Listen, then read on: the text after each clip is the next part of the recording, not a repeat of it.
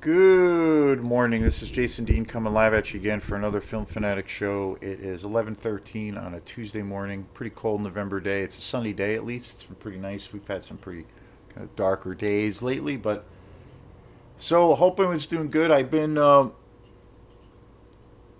doing the last month or so. I've been doing a lot of music shows, and again, I always love to mix things up. I getting back getting I've been getting back to doing movie shows here, and I just uploaded yesterday some new music shows, newer music shows on my love of a lot of hip hop and rap music that I grew up listening to when I was a kid, and how much that music really means to me. And it was kind of a lengthy show, and I realized I shot one video, and I realized after I finished it, I was like, oh shit, I left out quite a few artists that I want to talk about, quite a few rappers, and so I made a part two. So there's two parts. And so, I've done shows on jazz and house music, electronic music, a lot of cool indie bands that I've been into. I've been doing a lot of shows on Alltecher, and there'll be more coming. But again, the main focus of this channel is all about movies. And I also uploaded a show yesterday, and I finished it the other night, or actually last night, on David Cronenberg's The Fly. And I kind of kicked myself for realizing I've never covered that amazing movie. And I don't. It's kind of a shame that I only have this kind of crap. Well, it's not crappy. It's not terrible, but it's a pretty standard VHS or VHS DVD version of the film that's okay. Um, and David Cronenberg, after I did the show on The Fly, I realized, wow, why don't I cover more of his movies? Because he's like one of my favorite directors. So I'm kind of going back to what I have done shows on of his films, and then a lot of films I haven't. So I'm getting back to doing. I want to try to cover all of the films of Cronenberg because I have seen all of them, but unfortunately, I only own two on Blu-ray, which is really a shame. I only own The Dead Zone, which is amazing, and I did a show on that when I bought it about 2 years ago. And then I also got Shivers, which is just a masterpiece. And I've done it, and I have. So those are the only Cronenberg movies that I own on Blu-ray, which is a crime. I have a few others on DVD. The Fly I have on DVD. I have The History of Violence on DVD. Eastern Promises on DVD, and I think I have one or two others. I have Scanners on DVD. I I need a serious upgrade on Cronenberg's amazing films. But I realized all of these movies are just so good that I should go through all of his amazing films and talk about them. So today is going to be one of those videos, and I have this movie that I'm going to be talking about on DVD, and I've seen it. It's one of those movies. Again, I'm a big fan of, like, if I'm into a movie, I will rewatch it numerous times. To me, it's not like there are people out there that will, like, see a movie a couple times and then that's about it. Or sometimes with people who are collectors, they will just have it for prosperity, or just as a sometimes look at their movie collection as like pieces of art in a museum, and they just kind of, you put them away and you hang them up somewhere. But to me, it's like, if I'm into a movie, I'll rewatch it, and I'll revisit it, no problem, because that's just how my sick brain works.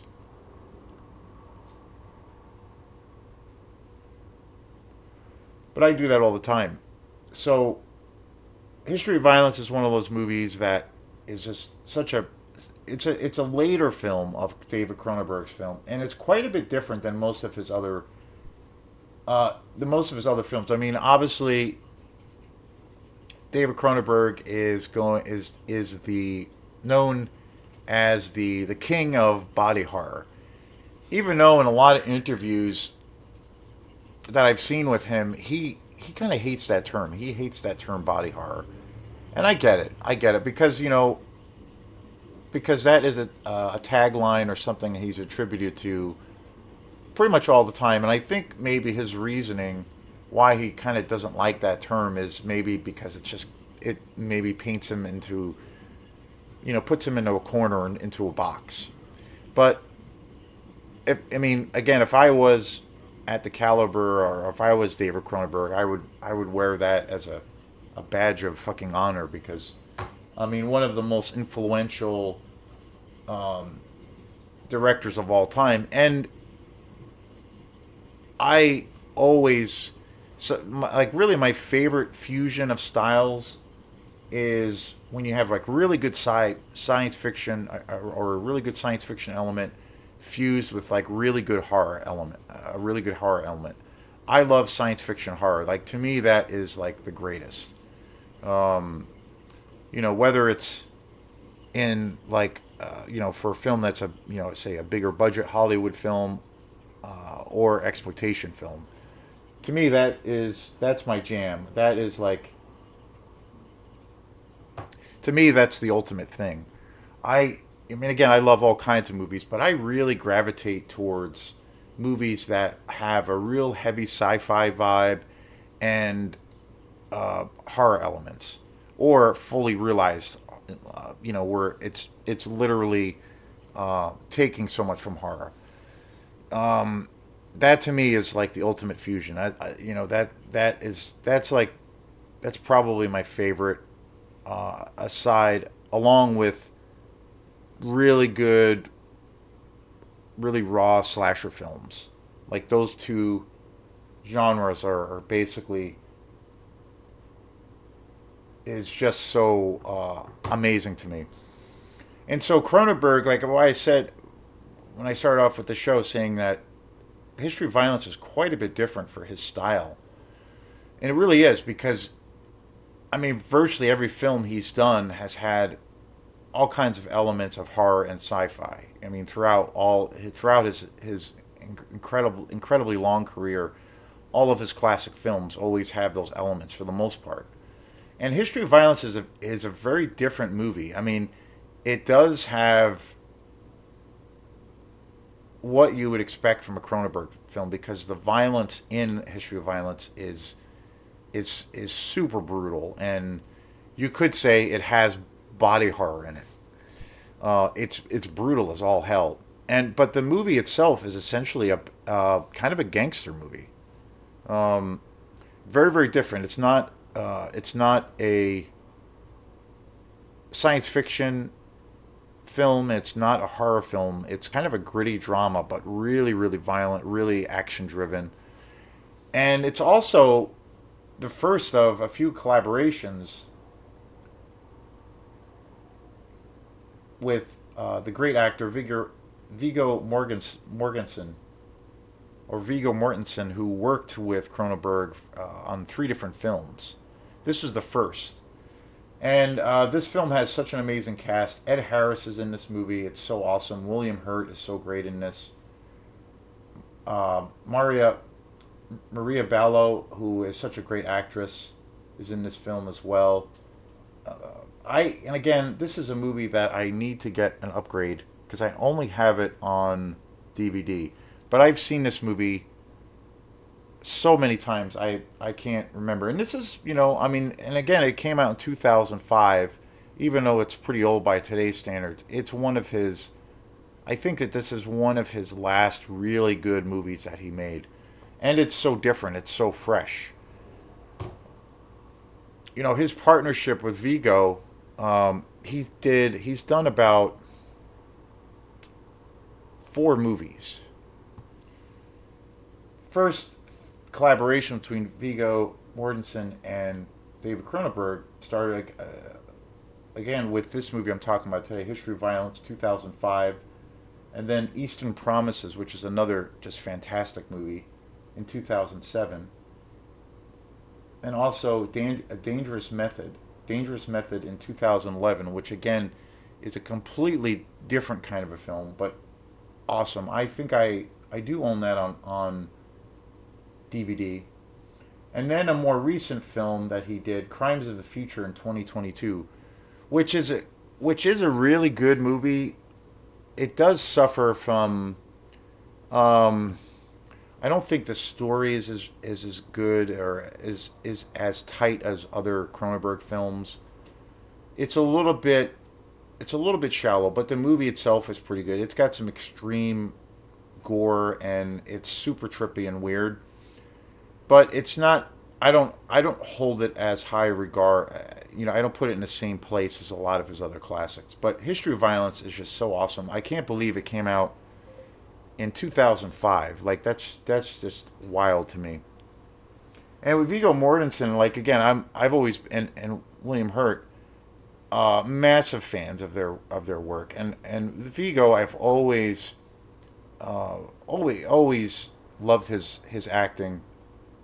Such a versatile actor. I mean, he's been in virtually every kind of genre film you can think of, and he can do. I've always thought he can do anything. Same thing with William Hurt, and it's such a great thing to see them on the screen together, and such a and Maria Bello too, amazing actress, and I think she doesn't get the credit she deserves. But such a great film, and it's so brutal. It is,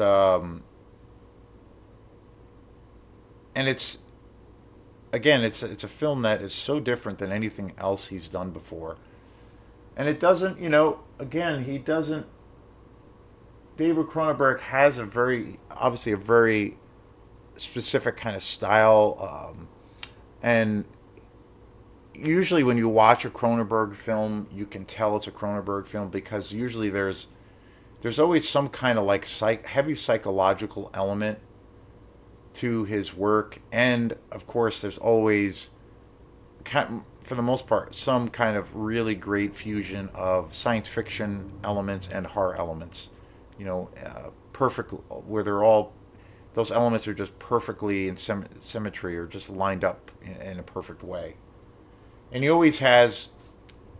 The other thing that's so awesome about Cronenberg's films, going back to like his early beginnings in the 70s, like he's kind of more or less worked with the same crew, the same people forever. He's had the same crew of people. And anytime I've come across like special features or interviews with his cast, and his DP or his cinematographer, he's worked a lot with Howard Shore, the great composer. They all like have this real sense of loyalty to him as an artist, and you can really see that there's a deep love, a deep connection to his work and to his aesthetics. So just incredible. And he he's always, and I think when I think in terms of like his films, he's always made these films that always, for me, have always had this real kind of independent film. Like they always feel like they're indie films. They always do, even if they're bigger budget films. And I think, probably his most like commercially successful film of all time, I think it's probably safe to say, is The Fly. That was the film that where he had a major studio fully backing him. He had an unlimited budget to tell his story and to show this film, and it really shows. And so, like, he crossed over. Cronenberg's career has been, it's always had this real interesting kind of trajectory because he started out, in a very, in this very, underground kind of art world in Canada. He came out of the world of really low budget art house or exploitation films. In the 70s, Canada was kind of this hotspot for a lot of amazing low budget exploitation movies that were coming out. I mean, My Bloody Valentine, so many great films that were coming out at that time. The Siege, And there was this real serious scene happening in Canada with all of these, indie filmmakers making these really wild and crazy, kind of envelope pushing exploitation movies. And Cronenberg was kind of on the forefront of that. And over the years, obviously, he's gotten, he's worked with some just incredible actors, and he's worked in the Hollywood system, but then he's also completely worked outside of the system. And I see it even in a film like The Fly. I see it throughout his career. I always get a sense that, like, even watching, say, a film like The Fly, for instance, and then one of his, like, kind of more gritty, pure exploitation movies like, say, Shivers or The Brood, I feel like he's still got his vision intact. He's still got that same kind of rawness to what he's, as a storyteller. I don't think he's ever lost that. Even in Shrouds, which is his most recent film, which I was not really a fan of, I was kind of pretty disappointed with that film. But even that film very much has that vibe, even though it's not a very good film. I did a review on that a couple of weeks ago. I saw it on DVD, and unfortunately, I didn't make it all the way through. But all the way up into the early 2000s or so, mid to late 2000s, I mean, he's made some really great films. And I think History of Violence is such an amazing film. I mean, again, it's got a really cool plot twist, and I love the idea of this kind of plot reveal of where you essentially see this character played by Viggo Mortensen, who is just kind of this normal guy, like trying to live this normal life, running a business, has this beautiful little family living in this quiet little town. But then just underneath the surface, there's this super darkness going on, and I love the reveal of that in this movie.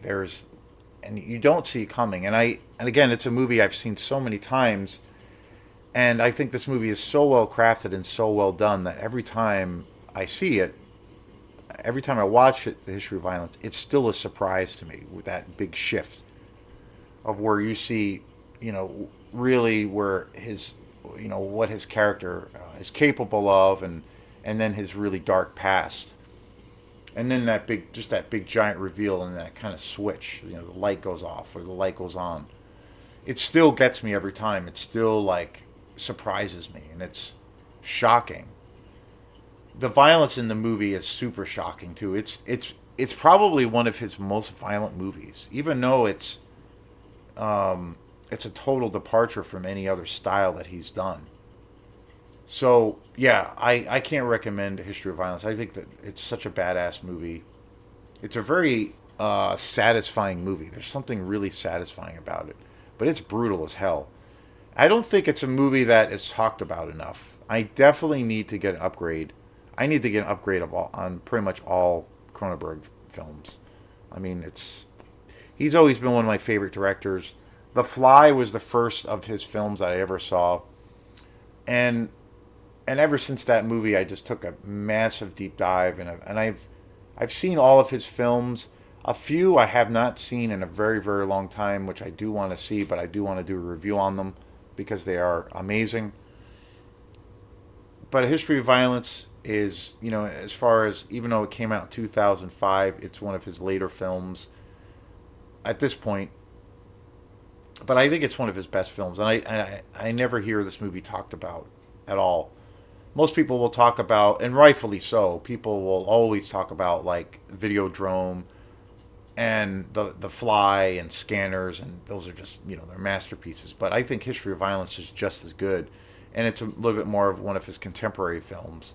But it's just amazing, and it's one of my favorite films with the cast of, with Viggo Mortensen and Maria Bello